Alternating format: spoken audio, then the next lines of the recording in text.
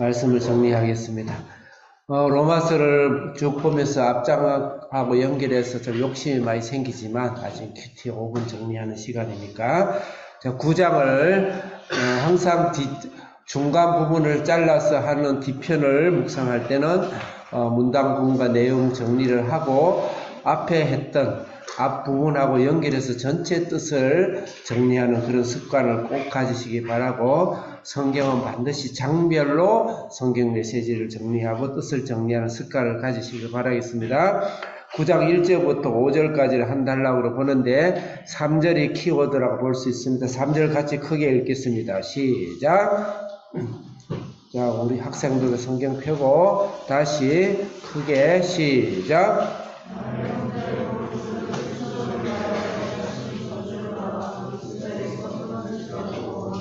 사도 바울이 지금까지 믿음으로 구원을 받고 믿음 안에서 성령님이 예수님이 내주하셔서 내 안에서 살도록 하셔서 하나님의 거룩한 열매까지 가자, 그게 1장부터 8장까지의 말씀인데 9장, 10장, 11장은 삽입절처럼 가로 열고 8장에서 10장까지 해가지고 삽입절로 유대인에 대한 이야기를 했어요. 그건 자기 동족이죠.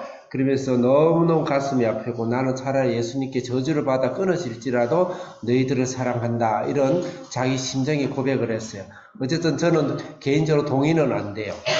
할 말을 하고 할 것까지 해야지 하나님께 저주를 받아서 지옥을 가겠다는 말이, 예수님은 대신 우리를 대신해서 천국까지 내려가셨지만 그건 도저히 저로서는 이해가 잘 안 가지만 그런 심정이다, 이런 생각으로. 왜냐하면 유대인들이 이방인들을 구원받는 건다에 대해서 유대인들이 도저히 이해가 안 가는 거예요. 사도 베드로, 예수님이 수제자 베드로도 그게 이해가 안 가가지고 광주리에 아주 흉측한, 이스라엘이 절대 먹어서는 안 되는 광주리를 3번이나 내려서 베드로를 설득을 시킨 거예요. 그러니까 이들에게 오직 믿음으로 구원을 받는다는 게 도저히 이해가 안 가기 때문에 사도 바울이 이들을 위해서 특별하게 9장, 10장, 11장을 할애를 해준 거예요. 4절 크게 읽겠습니다. 시작.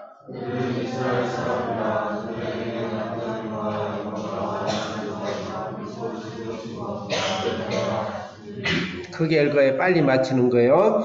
이것은 바로 이스라엘이 그동안 구약 전체에서 하나님이 언약의 역사로 우리를, 이스라엘 유대인들이 너희들을 구원하기 위한 하나의 압축된 내용들입니다. 어쨌든 그래서 1절부터 5절까지는 사실은 목사 같은, 김난주 목사 같은 사람한테 해당되는 말이에요. 나는 목사고 말씀을 당연히 지키고 말씀을 당연히 강연하고 나는 많은 성도들과 복음을 전하는 사람이니까 나는 당연하게 유대인처럼 선민의식이나, 또 우리가 신앙생활하면서 장로가 됐다, 신앙생활을 30년 했다, 50년 했다, 3대 4대로 이어받았다, 나는 신앙생활을 3년이나 했다, 한비전에서 나는 5년의 훈련받았다, 그런 과거의 경력이 있는 사람에게는 반드시 1절부터 5절까지 여기에 사도 바울의 염려증에 우리가 들어갈 수가 있다 생각하면서, 혹시 내가 태만되어 있다든지 너무 당연시되어 있다든지 예수님의 첫사랑이, 예수님의 사랑이 설레고 하나님으로부터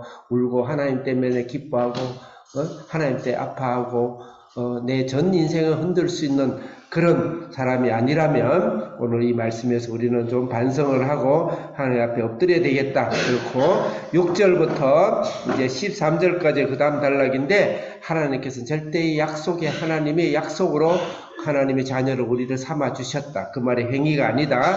7절 읽겠습니다. 7절 시작.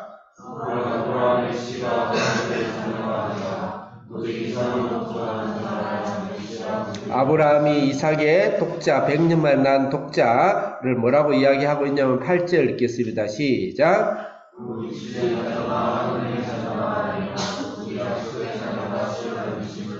네, 약속의 자녀라고 이야기하고 있죠. 약속의 자녀다. 그 다음에 11절 읽겠습니다. 크게 읽어야 목사님을 도와주는 거예요. 시작.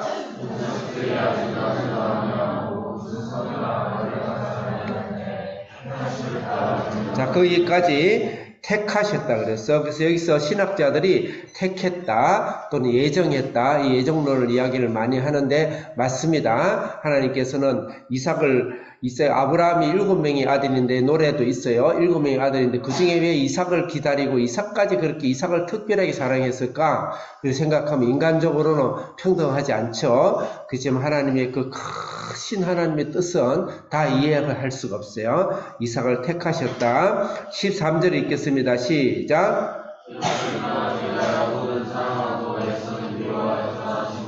예, 에서와 야곱이 있는데 왜 야곱을 택하셨는가? 그래서 우리는 하나님이 그 택한 범주에 있다라는 것은 하나님 예수님의 예정론 안에 우리는 창세 전부터 내가 하나님 택하셨고 작정하셔서 나를 만드셨고 오늘도 나를 보존하시고 앞으로 영원히 나를 택하신 하나님이 변개 없고 변함없는 주님의 사랑으로 생각해야 돼요. 14절 읽겠습니다. 시작. 그럼 택함을 받지 않는 사람 입장에서는 하나님이 불의하고 공평하지 않느냐? 유대인들이 막 이렇게 대항하고 대들겠죠. 15절 읽겠습니다. 시작.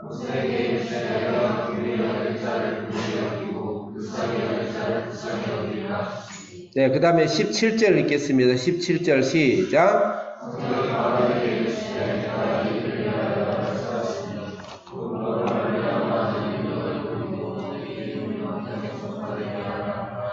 (18절) 읽겠습니다. 시작.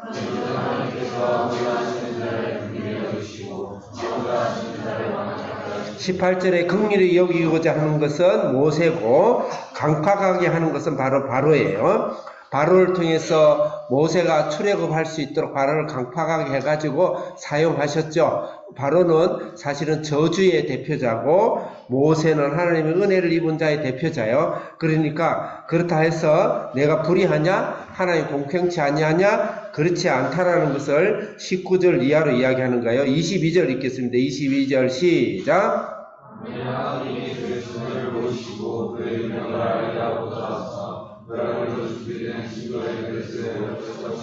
진노의 그릇을 오래 참으시고 관용했어요. 바로한테도. 예수님을 믿지 않는 자에게 하나님은 공평하지 않는 분이 아니에요. 그 다음에 23절 읽겠습니다. 시작.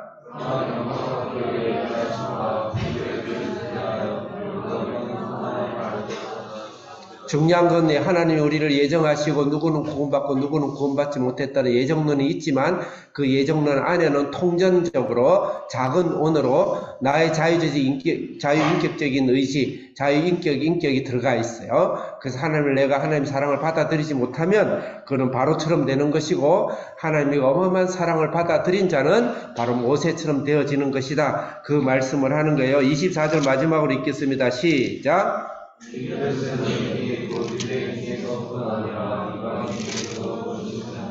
그래서 그 사랑이 전혀 하나님을 배반하고 하나님의 저주의 영이 있었던 이방인 내까지 하나님께서 하나님의 사랑이 여기까지 오셨다. 오래오래 참으신다. 끝까지 참으신다. 하나님은 나를 위해서 끝까지 참으신다. 관용하시고 인내하신다. 그 결과로 나에까지 우리 집안까지 이 복음이 들어왔구나. 오늘도 하나님이 이 세상에 수없이 죽어가는 영혼들을 눈물을 흘리며 인내하시며 관용하시며 기다리시는 그 하나님의 심령을 가지고 사도 바울처럼 유대인 동족뿐만 아니고 이방인을 향하여 눈물을 흘리면서 하나님의 그 인내와 사랑과 관용을 전하는 그런 삶을 우리가 살아야 되겠다. 살아계신 하나님 아버지 감사합니다. 하나님 우리가 혹시 유대인처럼 높은 자리에 앉아서 나는 당연히 하나님의 사랑을 받는 것처럼 하나님 말씀에 깨닫지도 않고 아파하지도 않고 하나님 앞에 첫사랑을 회복하지 못하는 그런 것이 있는지 하나님께 회개하면서 하나님 오늘도 나를 인내하시고 이 세상이 수없는 인내하러 오늘도 기다리시는 영혼을 향해서 우리가 사도 바울처럼 기도할 수 있는 사람 되게 해 주옵소서. 예수님 이름으로 기도합니다.